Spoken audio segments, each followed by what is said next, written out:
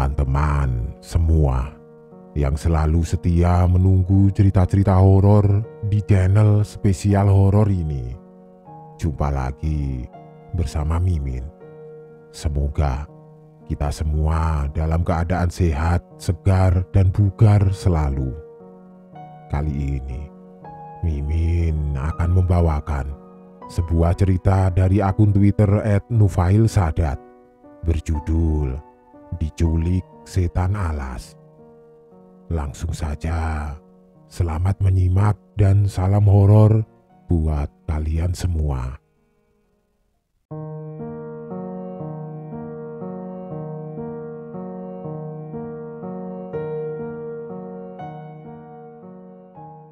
Halo semuanya, masih ingat denganku?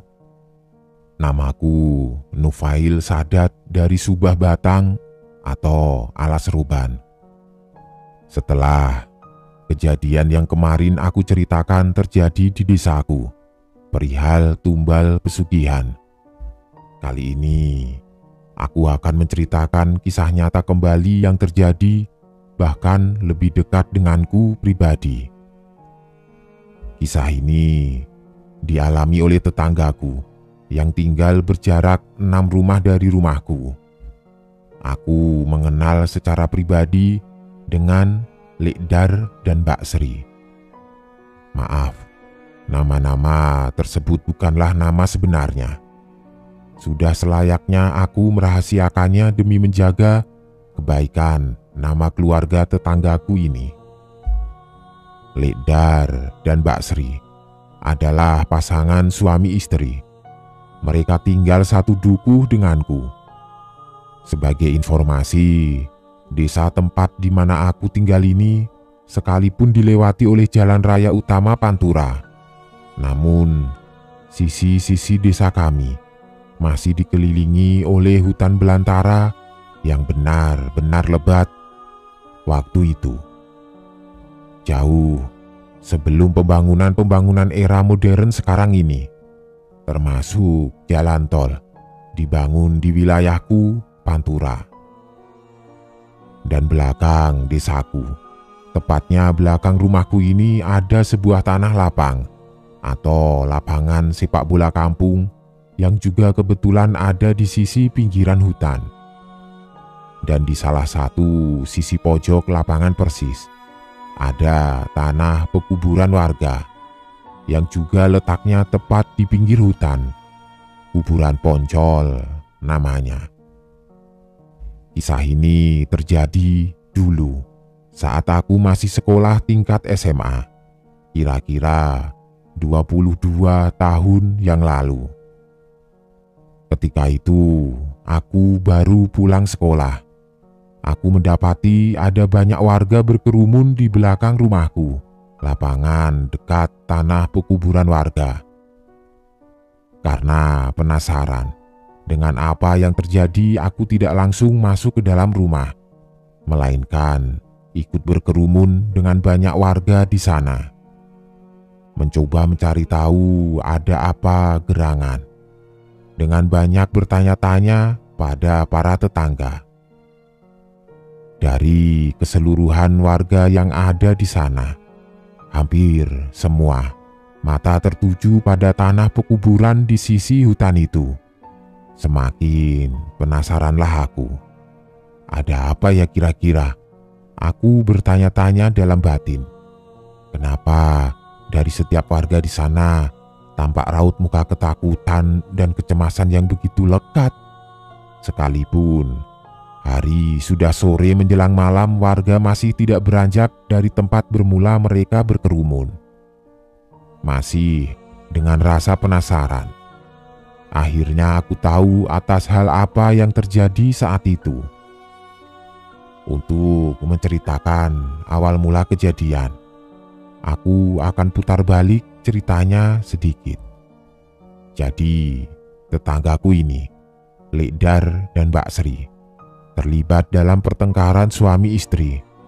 Saking emosinya, Lekdar sampai juga menggunakan tangannya atau main tangan terhadap Mbak Sri yang adalah istrinya.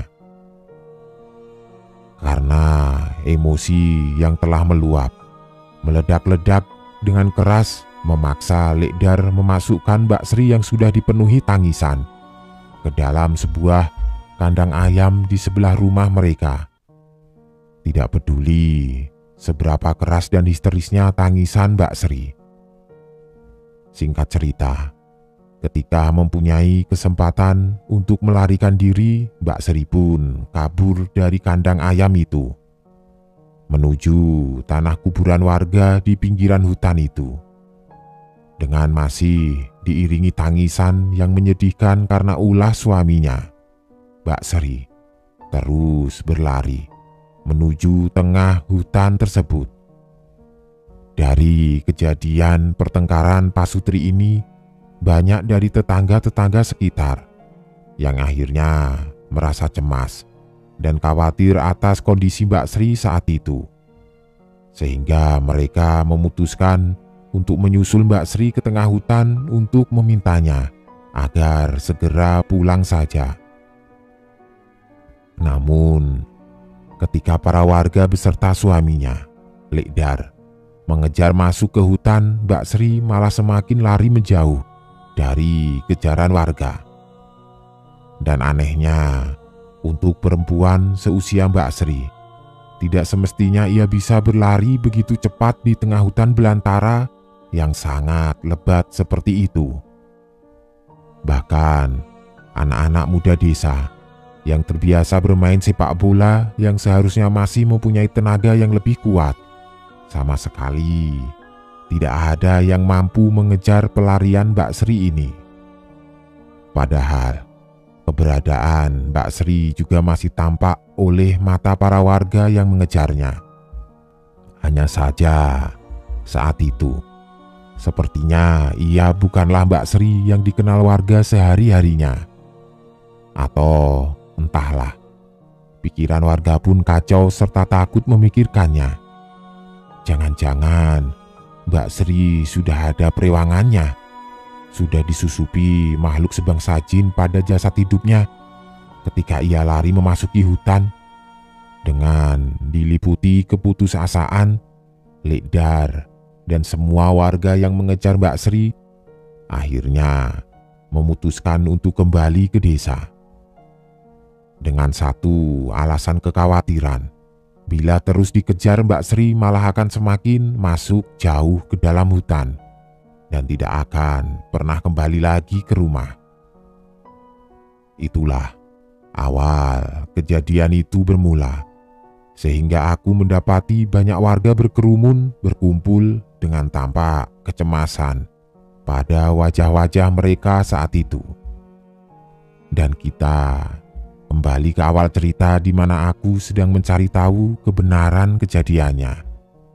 Sudah cukup lama, para warga berkerumun menunggu kepulangan Mbak Sri di pinggir desa. Tiba-tiba muncul sosok perempuan di tengah gerbang tanah kuburan yang seolah sedang memandang kami, mengawasi kami dengan cermat, dan tampak pula gelagat kegelisahan yang tersirat dalam lagunya. Tiba-tiba muncul sosok perempuan di tengah gerbang tanah kuburan yang seolah sedang memandangi kami, mengawasi kami dengan cermat, dan tampak pula gelagat kegelisahan yang tersirat dalam lagunya. Ya, benar, sosok itu adalah Mbak Sri, atau mungkin lebih tepatnya mirip Mbak Sri. Karena sejak kejadian kejar-kejaran tadi, sosok yang dikejar itu benar-benar tidak seperti layaknya Mbak Sri yang normal dikenal warga. Lantas siapa sebenarnya dia? Atau apa? Entahlah, abaikan itu. Dan dengan serentak, banyak warga yang berteriak-teriak memanggil nama Mbak Sri agar segera pulang dari pekuburan hutan itu. "Mbak Sri, balik Mbak, kasihan anakmu. Mbak, balik Mbak."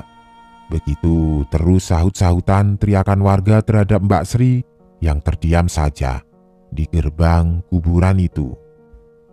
Ketika siang hari, Bisa jadi tanah pekuburan hutan itu akan tampak biasa-biasa saja. Namun entah bila sudah petang atau malam hari tiba, tempat itu benar-benar sudah bukan seperti tempat yang biasa-biasa saja. Akan ada banyak kejadian-kejadian di luar nalar yang akan terjadi di sana. Menurut tetangga-tetanggaku, terutama mereka yang biasa berkeliaran di sana pada malam hari, untuk sekedar berburu katak di pesawahan dekat kuburan itu. Kabarnya, seringkali mereka ditemui sosok tulang belulang atau kita biasa menyebutnya dengan tengkorak yang menangis di atas batu nisan. Adapun dengan penampakan golek kencono yang kerap menggelinding ke sana kemari untuk sekedar menggoda warga yang masih berada di sekitar wilayah itu pada sore dan malam hari. Segala macam kuntilanak, genderuwo, pocong, dan jin-jin lainnya sudahlah biasa bermunculan di desa kami. Mungkin sudah seperti kelaziman saja kejadian-kejadian mistis terjadi di wilayah tempat tinggal kami. Dan bahkan yang lebih sering, pada hari-hari tertentu muncullah penampakan senjata-senjata klinik yang bertuan ataupun tidak bertuan, berterbangan, serta memancarkan sinar di atas langit desaku. Seperti sedang adu kekuatan, saling menghantam satu sama lain. Ada yang berupa batu cincin hingga sebilah keris yang melayang-layang saling bertabrakan, sampai mengeluarkan percikan-percikan cahaya pada bagian tubuh senjatanya ketika saling berbenturan. Dan kabar terakhir, senjata-senjata itu sudah menghilang lama. Sejak mbah-mbah sesepuh dan tetua di desaku banyak yang sudah meninggal. Banyak dari cerita, gaman, atau senjata-senjata itu sudah pergi untuk mencari tuan-tuan yang baru setelah ditinggal mati oleh pemilik yang lama. Dari berbagai macam kejadian itulah, ribuan kecemasan warga akan posisi dan kondisi Mbak Sri ini terjadi. Hari sudah petang, namun tidak ada tanda-tanda sama sekali Mbak Sri akan pulang. Nyatanya, ketika warga mendekatinya, ia akan lebih memilih memasuki hutan kembali dan menghilang. Waktu sudah hampir tengah malam. Para warga yang tadinya ramai berkumpul di pinggiran kuburan itu satu persatu memilih pulang kembali ke rumah masing-masing. Adapun yang tersisa hanya sedikit, berharap Mbak Sri akan pulang. Begitupun Lekdar serta anak-anaknya yang tergolong masih kecil. Malam berlalu dan datanglah pagi. Aku berkegiatan selayaknya seorang siswa. Tidur, bangun, berangkat sekolah, dan pulang kembali. Hingga hari sudah beranjak sore. Aku pun telah sampai di rumah. Aku sempatkan mencari kabar perihal kejadian kemarin. Dan hasilnya, iya, banyak warga yang masih berkumpul kembali di tempat kemarin mereka berkerumun. Dan masih tidak mendapati perkembangan apapun. Bukan hanya warga asli desaku saja, melainkan sudah ada banyak warga-warga dari desa sebelah yang juga penasaran akan kejadian yang sedang terjadi ini. Nampaknya kabar tentang tragedi ini sudah menyebar luas hingga ke penjuru desa-desa tetangga. Sudah seperti keramaian pasar malam saja di tempat itu. Sebegitu ramainya, dengan bisik-bisik warga yang penasaran dan masih dengan raut kecemasan dan ketakutan di wajah-wajah mereka. Keadaan tidak mendapati perubahan sama sekali. Masih seperti kemarin. Warga mendekat Mbak Sri kembali lari masuk ke hutan lagi. Dan bila mana warga kembali pulang ke desa, sosok Mbak Sri ini akan kembali muncul di depan pintu gerbang pekuburan hutan itu lagi. Begitu seterusnya. Hanya saja bedanya dari kemarin, sosok Mbak Sri ini sudah lebih tidak bisa dinalar lagi.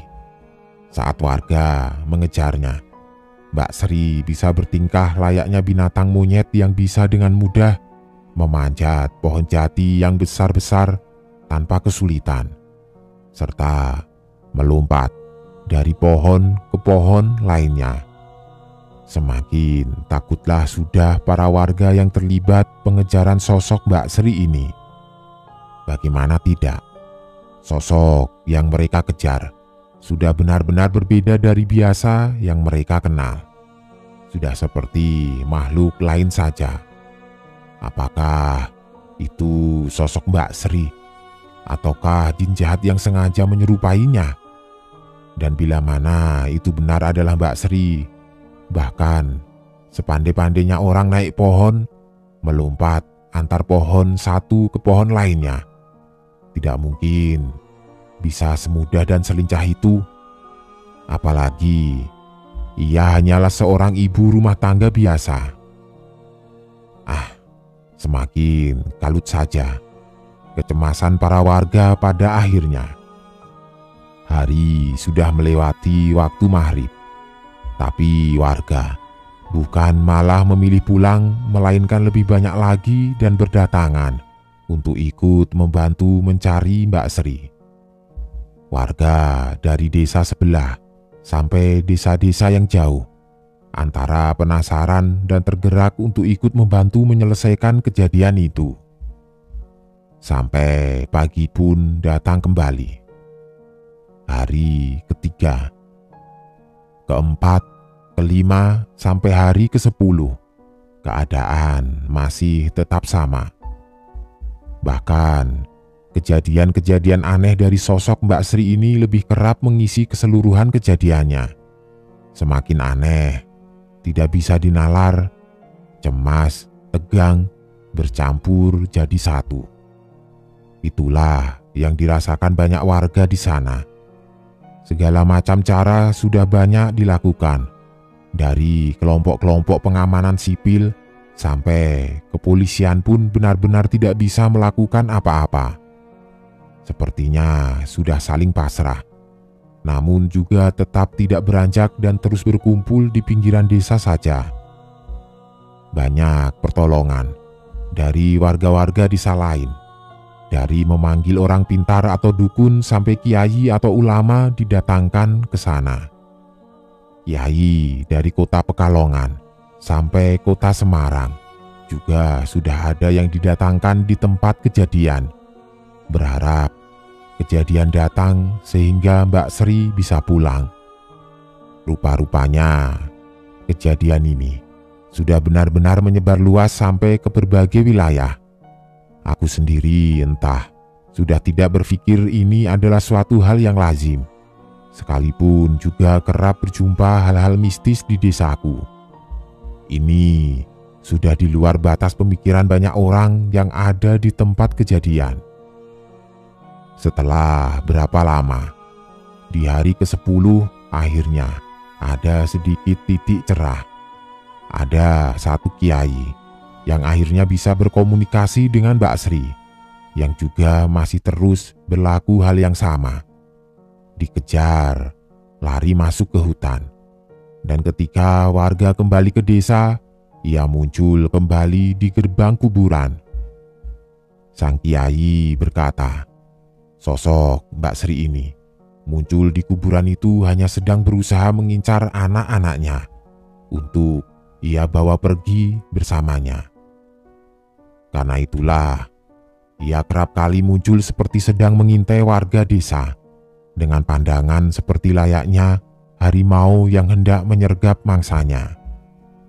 Terang saja, seketika banyak di antara warga langsung menolak permintaan itu, mengingat sosok Mbak Sri ini sudah tidak seperti layaknya Mbak Sri yang seperti biasanya.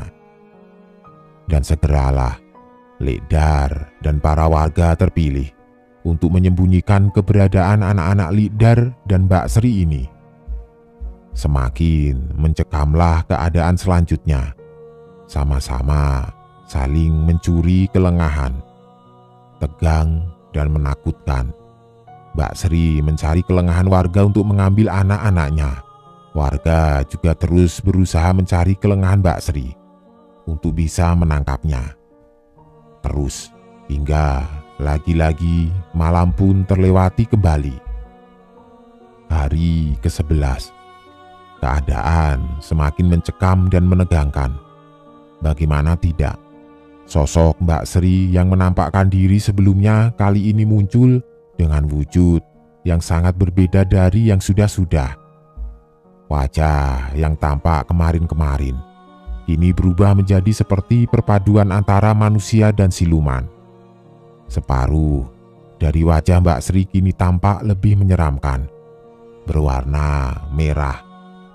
Sesekali menyeringai aneh dan menakutkan warga yang masih ada di sana. Dengan gerakan-gerakannya yang juga semakin liar dan aneh pula, semakin membuat ketegangan dan ketakutan para warga menjadi berlipat ganda. Walhasil, warga yang terlibat sudah tidak ada lagi yang berani merangsek mengejar Mbak Sri masuk ke wilayah kuburan hutan itu.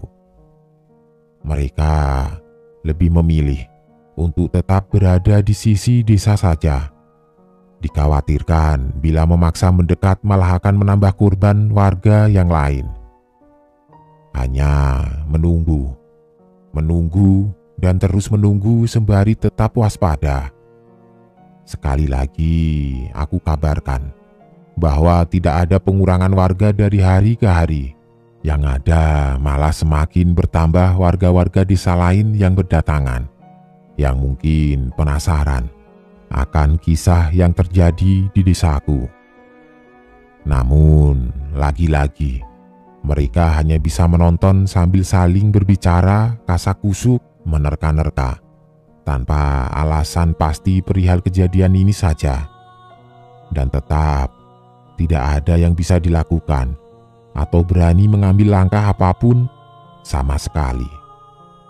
Hari ke-13 masih tetap dengan keadaan yang mencekam.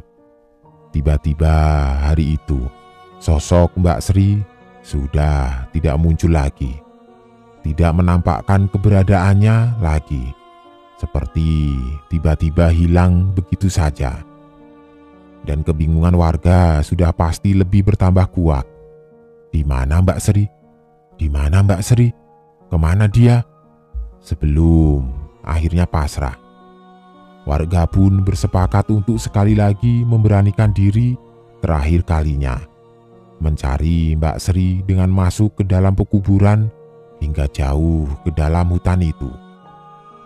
Dengan penuh kecemasan, ketegangan dan ketakutan, warga berduyun-duyun merangsek masuk ke dalamnya. Sampai ke sisi-sisi yang benar-benar tampak angker dan menyeramkan. Sekalipun waktu masih siang hari. Warga menyebar ke segala penjuru hutan. Namun tidak ada satupun yang berhasil menemukan tanda-tanda keberadaan sosok Mbak Sri di dalam sana. Dan akhirnya waktu sudah menampakkan tuanya. Warga yang terlibat pencarian memilih segera kembali ke desa. Mereka takut bila petang menjelang akan ada serangan-serangan tidak terduga. Entah dari makhluk-makhluk penunggu atau dari hewan-hewan buas yang tinggal di hutan itu. Kembalilah mereka ke desa dengan hampa dari tanda-tanda yang melegakan. Sama sekali. Sudahi saja. Mungkin sudah tidak ada kesempatan lagi. Mbak Sri sudah hilang. Dengan berbagai cerita kesedihan yang kuat merebak, satu-satunya yang akhirnya bisa diterima seluruh keluarga dan warga hanya pasrah dan ikhlas. Seketika saja menjadi sunyi di tempat itu. Banyak warga yang akhirnya memilih pulang karena hari sudah menjelang petang dan sepertinya memang benar-benar sudah tidak ada harapan lagi. Menyisakan sedikit saja orang-orang yang masih bertahan di sana. Itu pun hanya beberapa dari keluarga dan warga asli atau tetangga dari Lekdar saja. Masih di hari itu, 1-2 orang warga desa dikejutkan dengan kehadiran sesosok perempuan dengan pakaian seperti layaknya keseharian warga desa, berjalan memasuki desa. Baru saja turun dari kendaraan umum sambil menenteng bungkusan plastik kresek berisi beberapa buah-buahan. Berjalan pelan dengan senyum di bibirnya, menyapa orang-orang yang dilaluinya dengan tenang. Terus berjalan saja. Namun beberapa orang warga yang dijumpainya ini tiba-tiba merasa bingung, takut, dan tidak habis pikir dengan siapa sosok perempuan yang dijumpainya. Saling memandang antar warga seketika, sehingga pun tampak wajah-wajah kebingungan di antara mereka. Iya, sosok perempuan yang sedang berjalan tenang ini adalah sosok Mbak Sri. Perempuan yang selama ini membuat gempar hampir seluruh warga desa setempat, hingga warga desa-desa lainnya. Total 13 hari menjadi topik pembicaraan banyak warga di sana. Tiba-tiba Mbak Sri muncul, berjalan kembali ke rumahnya dengan tanpa ada tanda atau indikasi, seperti telah mengalami hal-hal aneh yang terjadi padanya. Seperti biasa saja. "Sri, kamu dari mana sebenarnya? Kok ia menghilang berhari-hari?" "Aku baru saja dari Pekalongan, Mbak. Ini bawa oleh-oleh buah saja." Entah rasa syukur atau apa yang bisa diungkapkan oleh warga. Yang jelas, kebingungan masih saja merambah ke seluruh warga yang ada di situ. Pada kenyataannya, sepertinya Mbak Sri sendiri seperti benar-benar tidak mengerti akan keributan yang beberapa hari itu terjadi. Ia seperti tidak mengalami apapun kejadian aneh tersebut. Ia bahkan seperti tidak pernah pergi dalam waktu yang begitu lama.